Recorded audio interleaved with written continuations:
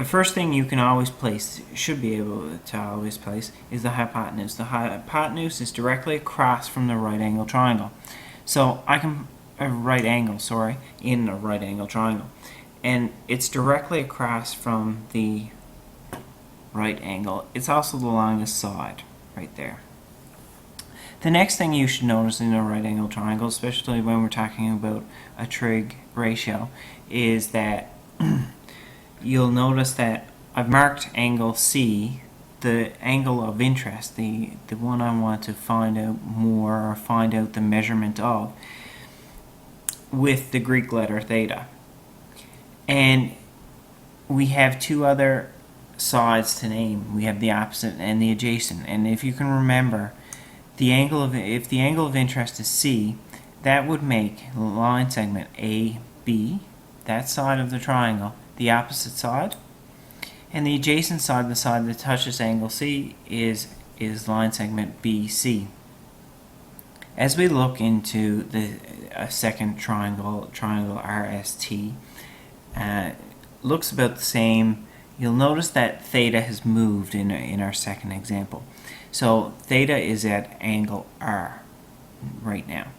So the first thing, as we do, and we follow this thought process straight through, we identify the sides of the triangle. That's going to help us with every single trig ratio that we do in this course. So first thing we should do is identify the hypotenuse, and we know that the hypotenuse is directly across from the right angle. So line segment RT, that's going to be our hypotenuse because it's the longest side. It's directly across from the right angle. Now, the next thing, the easiest thing I find, is to identify the opposite side. So if this is our angle of interest, this is what we want to figure out, angle R.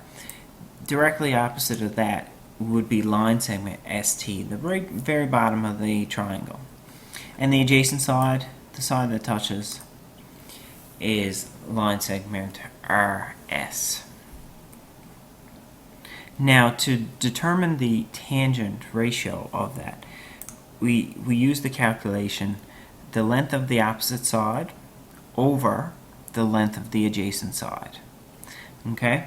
So you can see why labeling the opposite, the adjacent, and the hypotenuse is really going to help us out calculating the trigonometric ratios in this unit.